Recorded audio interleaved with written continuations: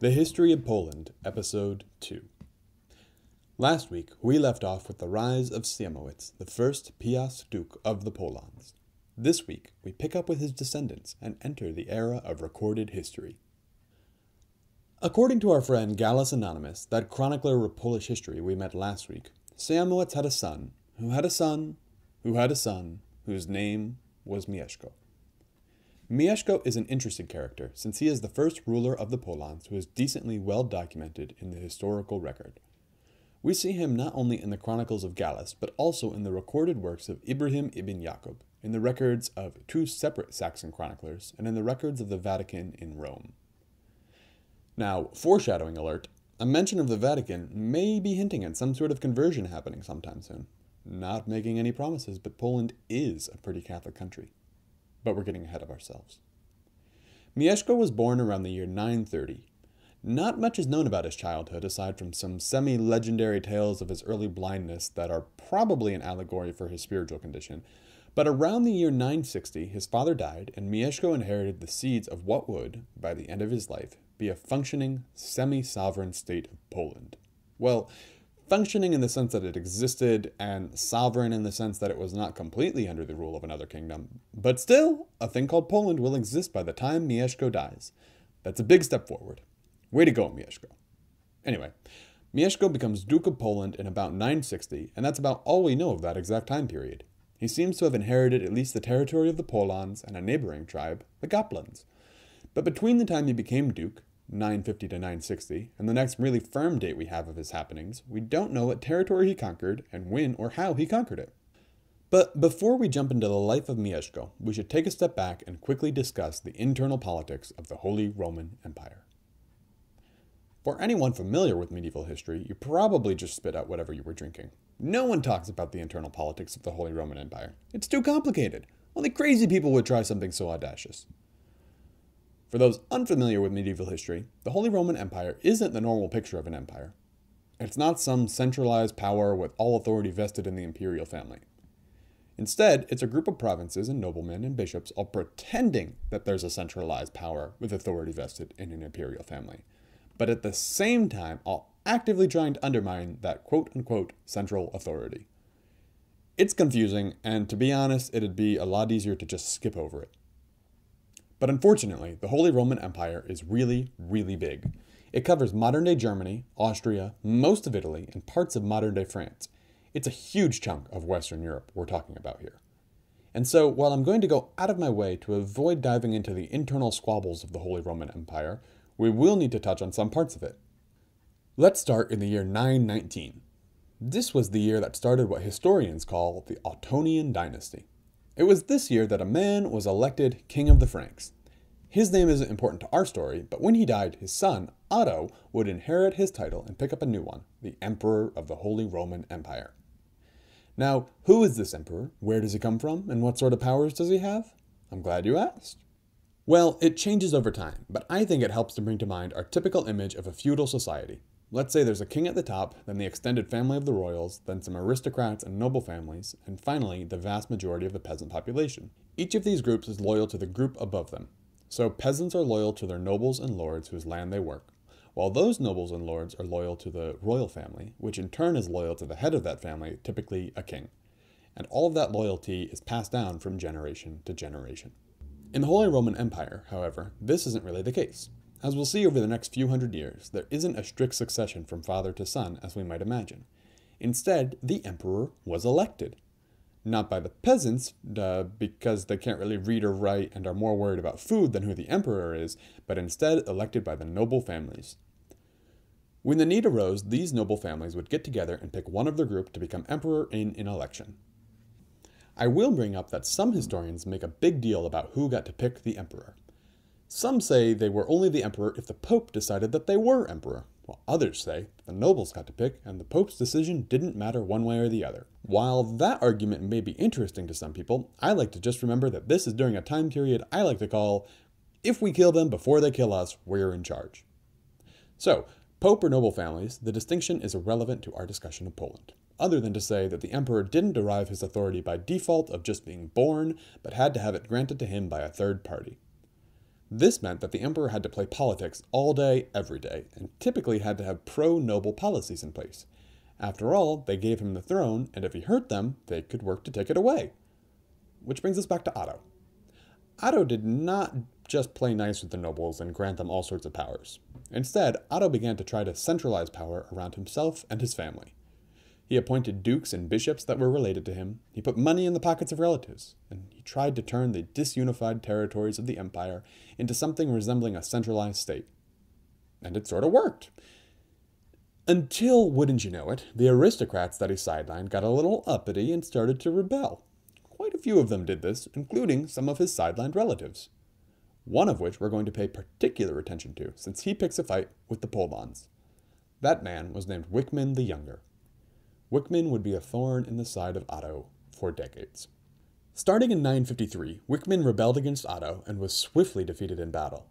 Then, about a year after capturing Wichmann at the battle, Otto released him.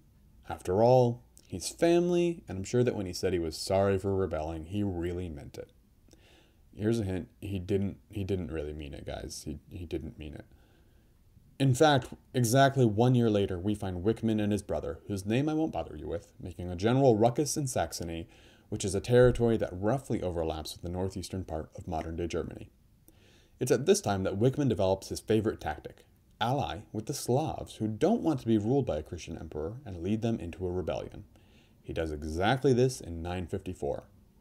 Otto finds out, and on the 16th of October, he rides in with his army at the battle on the Roxa. The victor, Otto. The losers, Wichmann and his brother. But all is not lost for Wichmann, as he and his brother flee to the comfort of the court of the King of France until his death. Sadly, the death of that king was only a year later, so Wichmann is back in Saxony, continuing to cause problems. Now, pausing our riveting tale of revolts in the Holy Roman Empire, let's jump west across the Oder River into the territory of the Polans. Just imagine, as I'm saying all of this, that Wichmann is causing some problems on the other side of the river with the help of some local Slavs. So, we left off with Mieszko becoming Duke of the Polans and the surrounding territories sometime between the years 950 and 960. While we don't know the exact sequence of events, we know that in the first few years of Mieszko's rule, he made an effort to expand the territory he controlled. By 960, Mieszko appears to have control of the Polans, the Goplans, Western Pomerania, Masovia, and 2 other places with names that are so hard to pronounce, I'm not even going to try. All these territorial names may not mean much, but just know that Mieszko is carving out a fairly significant territory that we'll eventually come to call Wielkopolska, or Greater Poland. This Greater Poland is centered around Mieszko's family hometown of Gniezno, and pushes westward towards the Oder, bordering on the Holy Roman Empire. As he's expanding his territory, Mieszko moves west and crosses the Oder into the area of Lubussz, which, while technically still Slavic, is decidedly within the German and Saxon realms of influence. So to recap, we have Otto on the throne, we have Wichmann rebelling in Saxony, teaming up with Slavs to lead revolts near the Oder, pushing to the east, and we have Mieszko and his troops on the eastern side of the Oder, pushing into the territory of those same Slavs. If you can't guess yet, there might soon be a conflict between Wichmann and Mieszko. In fact, there will be a conflict between Wichmann and Mieszko. There isn't a record of what exactly happened during the conflict, but what we do know is from the historical record of Wittekind of Corvey. According to that record, quote, Wichmann defeated King Mieszko, who ruled over the Slavs called the Lubussz, in 2 battles, and killed his brother. He then extorted a great quantity of booty from them. Unquote. Wichmann, being his politically savvy self, used this defeat of the pagan Duke of the Polans as a chip to cash in with the emperor. Wichmann approached Otto with the offer of Mieszko's tribute, or booty, as Wittekind says, and was accepted back into court. Now, I don't know Otto personally, but if I was a friend of his, I would probably advise him to turn down this offer of clemency in exchange for some booty from a Slavic duke, because Wichmann has rebelled quite a few times at this point, and there's no reason that you can trust anything that he says. But Otto agreed, and Wichmann returned to his ancestral lands. You're never going to guess what happened next. Wichmann acted up, was exiled once more, and started another revolt. Now, ignoring Wichmann's mischief for a moment, let's focus on Mieszko. There isn't a first-hand account of Mieszko's point of view, but if we take some artistic liberty, we can paint a nice picture here. It'll probably miss some of the historical nuance, but it's the best we can do since there aren't many records. Mieszko is in Gniezno, pondering his strategic position. To the east are Slavs, those he can deal with. To the west is the Empire, which seems to be okay with him at the moment, but who knows how long that will last. Any day now, they could decide that this pagan duke isn't worth the trouble and wage a full war against him. Maybe not this year, but next year? Or 10 years from now? How long could he stand out? Then, to the south are the Bohemians, who are a force to be reckoned with. They might decide that these Polish lands are quite nice and try to take them. Surrounded on all sides by potential enemies, Mieszko doesn't have many options available to him. It's not like there's some grand coalition of pagan worshippers who are united in resisting the slow and steady march of Western Christianity. And besides, anyone who would want to help him stand his ground against the encroaching Holy Roman Empire is too far away to be of much help. Now, playing around with this line of thought, Mieszko begins to take steps to change the future of Poland. It's part of what I like to call the Polish pivot, where Mieszko begins to pivot Poland away from its historical identity and pivot towards a more Western and Latin Christian identity. It all started in 965, 2 years after Wichmann's defeat of Mieszko, with Mieszko going to pay homage to Emperor Otto. This was a big deal, since it would pledge Mieszko to provide aid and tribute to the emperor when called upon in the future. We don't know the details of this particular ceremony, but it's not hard to assume that it would be similar in form to other ceremonies of pledging fealty to an overlord at the time. What did that look like? I'm glad you asked. The vassal, in this case Mieszko, would appear before his new overlord. He would appear with the symbolic trappings of submission, no weapon and bareheaded. Mieszko then probably kneeled before Otto, clasped his hands, stretched them out towards his lord. Then Otto, his new lord, would have grabbed a hold of Mieszko's hands and waited for Mieszko to ask a question. Can I become your man? The lord would accept, and when it was all over, he'd have a new vassal, and Mieszko would have a new overlord. This ceremony would partially bring Mieszko into the fold of the Holy Roman Empire, but this was only part one of the pivot. Mieszko then makes contact with Duke Boleslav of Bohemia. Talks ensue, and the two nations decide that they would benefit from closer relations. Over the course of negotiations, Mieszko becomes engaged to Boleslav's daughter, Dobrova. Unfortunately, Mieszko is already married to 7 women, which is a little awkward for Dobrova.